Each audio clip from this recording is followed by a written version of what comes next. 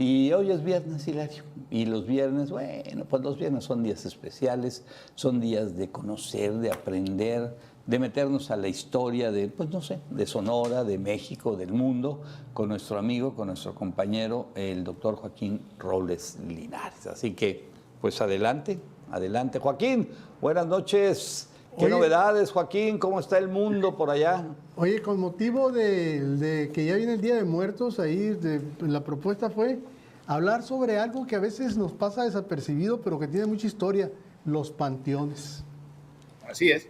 Bueno, antes que nada, agradecerles la promoción para la presentación del libro. Fue todo un éxito, realmente fue mucha gente. Estuvimos ahí con el doctor Ignacio Almada, muchas preguntas y, en fin, lo que tiene que ver en torno a este tipo de ejercicios, mucho entusiasmo y además hacerle precisamente el homenaje al esfuerzo de un investigador tan importante y también traer un personaje histórico tan nuestro, tan cercano, que tome su justa dimensión en el presente. Entonces, agradecerles, fue muy exitosa la presentación y espero que este tipo de ejercicios se repitan. Y por otro lado, pues hablar de la muerte y de la administración de la muerte también, porque a fin de cuentas esos son los panteones. Déjenme platicar algo que tiene que ver con esto, que sucedió también en Sonora y que pues nos marca profundamente desde el punto de vista cultural. La encargada de los nacimientos, bautismos, defunciones y también de lo que tenía que ver con las sepulturas de aquellos personajes que morían, pues era la iglesia. Los primeros panteones se dan en las iglesias, en las catedrales. En Hermosillo, el primer panteón que existe oficial está en lo que hoy es catedral y sus alrededores. ¿Por qué? Porque era una costumbre, además era la institución que administraba los nacimientos y las defunciones, no pertenecía al Estado. Eso ya será muy posterior, estoy hablando de 1865, y es una de las contribuciones que hizo Juárez, quitarle a la iglesia precisamente el predominio sobre la demografía nacional. Ellos manejaban precisamente este tipo de cosas. Bueno, el primer panteón fue la iglesia, pero hay un fenómeno curioso que tiene que ver con las legislaciones y la obediencia a las leyes. En 1790, las autoridades virreinales emiten una cédula real en la cual prohíben que las iglesias se utilizaran como panteones. Las iglesias tenían sus aranceles, así les llamaban, desde entonces se usaba la palabra. Los que tenían más recursos, estaban sepultados dentro de la iglesia y mientras más pagabas, te sepultaban más cerca del altar. Claro. Bueno. Y los que pues no tenían dinero, los sepultaban afuera y mientras menos dinero tenías, pues más alejado de la iglesia quedabas. Oye, Joaquín. Entonces, nomás un subrayado. Había una cláusula, por decirlo de alguna manera, que los que se suicidaban no podían ser sepultados en suelo sagrado. No, para nada, no, y además estaban condenados, en fin, había ciertas cuestiones que hasta la fecha son motivo de discusión. Pero bueno, la iglesia tenía ese predominio. Sin embargo, las autoridades de la época pues les daba muchos problemas este tipo de cuestiones porque había muchas quejas o había también problemas sanitarios. Hay incluso comunicaciones de la época, particularmente la Catedral de Culiacán, donde mencionan en aquellos años, estoy hablando 1790, 1800, que simple y sencillamente no se podía entrar a la catedral por el olor nauseabundo que ahí había a consecuencia de los cuerpos sepultados en la iglesia. Entonces, eso provocó que las autoridades lo prohibieran. Sin embargo, siguiendo la fiel tradición mexicana de no obedecer a las autoridades, la disposición pues quedó escrita, pero no se cumplió. Aquí en Hermosillo se siguió sepultando gente en la iglesia, en lo que hoy es catedral, tanto al interior como al exterior, hasta 1835, cuando en lo que hoy es la Leona Vicario, la Escuela de Leona Vicario, ahí se establece el primer panteón. Ese panteón, alejado precisamente ya de la zona urbana de la época, fuera del área de la iglesia, ya administrado por autoridades civiles, sin embargo, con la supervisión de la diócesis de la época. Ahí fue el primer panteón, estuvieron pues ahí sepultando a la gente, a los vecinos de la época. Al tiempo se trasladó, se llenó el panteón, la mortalidad era muy alta y cambia después ahí cerca del centro, en la antigua calle Ramírez. Cabe aclarar que ahí donde estaba la Leona Vicario era un barrio muy antiguo, Hermosillo, que le denominaban La Chicharra. Ahí estuvo este panteón. Después, con los años, se establece el panteón, ese panteón se satura y se van a lo que hoy es el Jardín Juárez. Esa zona tan arbolada hoy, tan bonita, de descanso, pues fue durante muchos años el antiguo panteón de Hermosillo. Ese panteón duró quizá uno de los periodos más largos. Estamos hablando desde 1860, más o menos 65, hasta 1916. Ese panteón estuvo en activo. Le tocaron algunas epidemias, tanto de cólera morbus como de fiebre amarilla. Ahí quedaron sepultados los antiguos vecinos de Hermosillo, pero en 1916 el general Plutarco Elías Calles, siendo gobernador del estado, ordenó la clausura total de ese panteón. Ya estaba saturado, además estaba muy cercano de la ciudad, y abrió un panteón nuevo que estaba en lo que hoy es la estación de bomberos. Ahí donde está hoy justamente la estación de bomberos, por la Matamoros, funcionó, por ahí.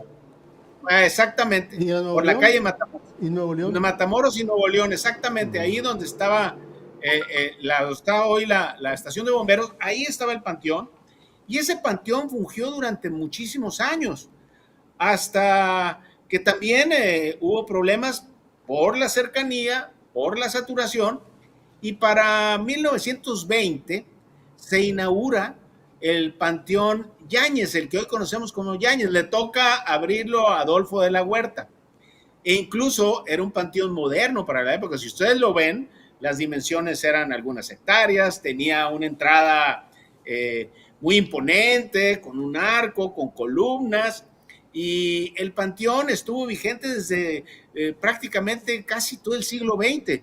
Este es el panteón, fue abierto en la época de Adolfo de la Huerta y le dio servicio a la ciudadanía durante muchísimos años.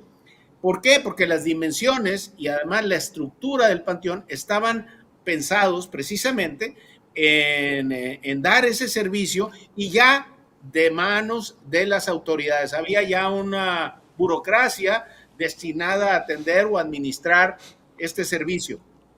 Este panteón queda cerrado por ahí en los años 80, si no me falla la memoria, y se mueve el panteón a lo que hoy es el Panteón Nuevo, pero el Panteón Nuevo pues ya tiene casi 40 años, ¿no? Que está acá al norte de la ciudad. Sin embargo, la ciudad también tenía otros panteones. Estoy hablando del Panteón del Ranchito, es un panteón ceremonial de la tribu Yaqui, que también tiene unas connotaciones simbólicas muy, muy especiales. Y también otros panteones que hay, ustedes cuando transiten por la ciudad van a ver uno en La Manga, hay otro en Villa de Ceris, el Palo Verde también, y ya cercanos de Hermosillo, donde se usaron esos panteones precisamente también.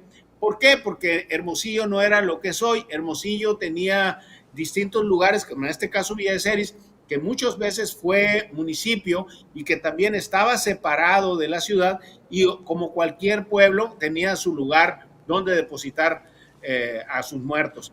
Este panteón hasta la fecha tengo entendido que funciona. Hilario, no sé si tú tengas el panteón original lo cerraron de Villa de Ceris. Sí, pero hay otro, ¿verdad? Lo mandaron todo al Palo Verde. Al Palo Verde, ahí está en el Palo Verde, está el otro todo el panteón. Palo Verde, y allá el del Palo Verde es el panteón de Villa Ceres y Palo Verde juntos. Así es, y luego está otro en La Manga, hay otro en La Manga que también lo puede uno ver. Dentro del centro de Villa Ceres había otro panteón, donde después hizo arena de corrida de toros, y después se transformó en cine a cielo abierto. Ahí había estado el panteón. Sí, porque Villa Ceres tenía su dinámica como cualquier municipio. Entonces, estos lugares fueron realmente muy importantes para el desarrollo de Hermosillo, pero también cumplían objetivos que tenía cualquier ciudad. El patrimonio funerario, como se le conoce, en Sonora es muy amplio. Y no nomás los panteones de Hermosillo pues son importantes. Está, por ejemplo, el de Guaymas, que es el de San Fernando, que es un panteón extraordinario por la riqueza que tiene desde el punto de vista arquitectónico, en lo que tiene que ver con las tumbas y en los personajes que están ahí. En el de Guaymas, por ejemplo, está la familia de Adolfo de la Huerta. Adolfo de la Huerta no está enterrado aquí, está enterrado en el Panteón Francés, en la Ciudad de México, con su esposa. José María Maitorena tampoco está enterrado aquí, pero sus padres, su familia, está. Este es el de Álamos, creo, ¿no? No estoy seguro. Pero bueno, el panteón Guaymas. Este es el de Guaymas. Ajá. El de San Fernando. Desafortunadamente, este panteón de Guaymas está muy abandonado, y si ustedes visitan, se van a impresionar por la cantidad y la calidad y la ornamentación. Veamos un ángel ahí que lo quebraron, lo vandalizaron, y desafortunadamente los ayuntamientos no ponen atención en este tipo de patrimonio, que es muy, muy importante y muy interesante. Aquí vemos criptas familiares muy valiosas y de personajes, por ejemplo, como Aurelio de Canale, un personaje interesantísimo, que están ahí sus familiares, está toda la familia. Él fue un hombre que tuvo una importancia notable en el porfiriato, e incluso estuvo cerca de las autoridades de la época. Ahí están en este panteón. En fin, vamos a ver muchas losas que tienen nombres de familias. En fin, lo mismo que sucede en el panteón aquí en Hermosillo, que ve unas criptas preciosas que están abandonadas o están vandalizadas. Lo mismo sucede con el de Álamos. Yo quiero decirles que el de Álamos es un panteón, no sé si ustedes lo han visitado, yo lo he visitado varias veces.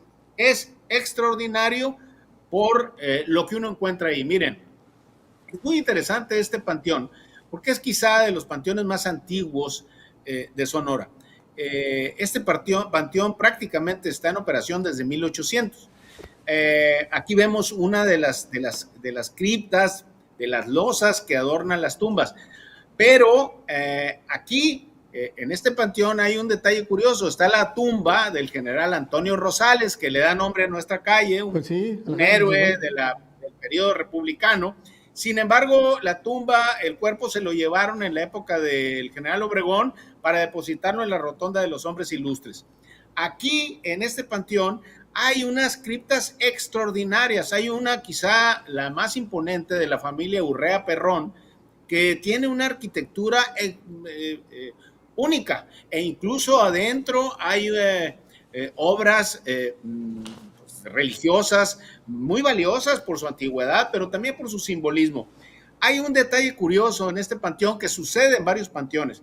Si ustedes los visitan, van a ver tumbas que no tienen las imágenes. Por ejemplo, miren, este tipo de tumbas son muy comunes en los panteones antiguos. ¿Por qué? Porque se ponían un familiar sobre otro, no pasaba nada, estaba permitido, y creo que hasta la fecha está permitido.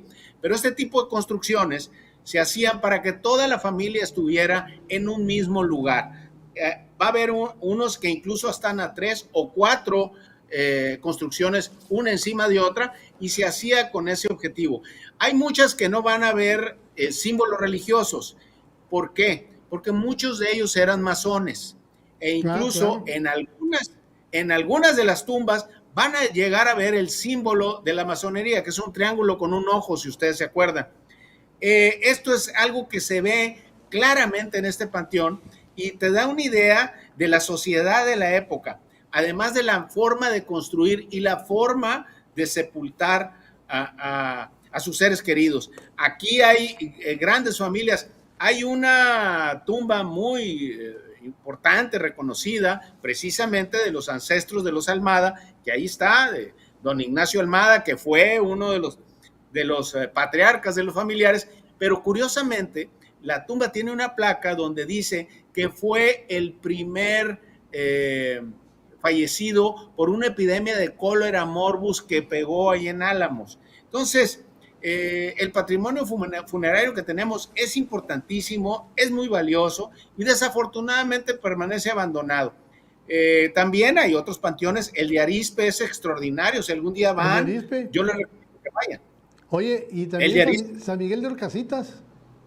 San Miguel de Orcasitas, el antiguo Orcasitas, ahí tiene también un panteón muy importante y ese es algo que tiene un valor histórico, pero también tiene un valor cultural y muy, muy interesante, muy importante y muy apegado a las familias. Si uno recorre los panteones, va a ver la familiaridad de los apellidos y también de personajes que tuvieron un paso por la historia destacadísimo. Y uno se encuentra cosas curiosas. Por ejemplo, aquí en el Panteón Yáñez está enterrado don Rodolfo Elías Calles. Cualquiera pensaría que estaría en Guaymas enterrado. Nació en 1900 en Guaymas y fue gobernador. No, está enterrado aquí.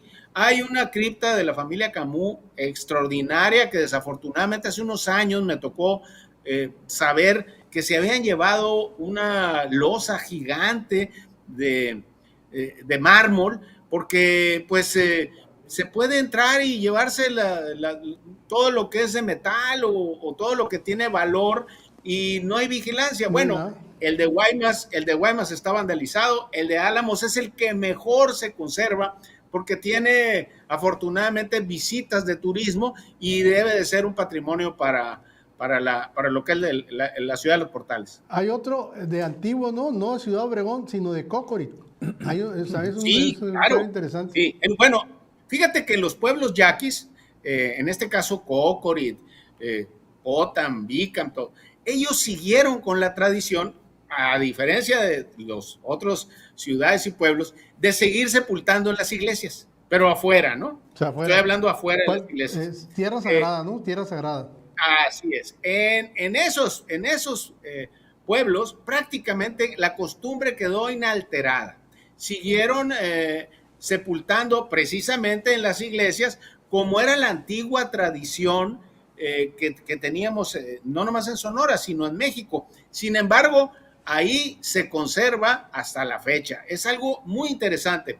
Y si ustedes un día van a Cocóspera, a la antigua misión de Cocóspera, van a ver además la iglesia, que desafortunadamente está en mal estado, pero alrededor de la iglesia van a ver una cantidad de tumbas muy importantes y lo va a remontar a lo que estamos platicando, como los lugares de culto, como eran las iglesias, pues eran también los lugares de la sepultura de los vecinos de las ciudades. Oye, Joaquín, y ya nomás de mi parte, algún día hay que hacer una comparación de lo que son los panteones, ¿no? Porque hasta en los panteones hay niveles, y ahora lo estamos viendo recientemente allá en Sinaloa, donde hay unos panteones que ves unos mausoleos que dices, esto costó millonadas de pesos, ¿no?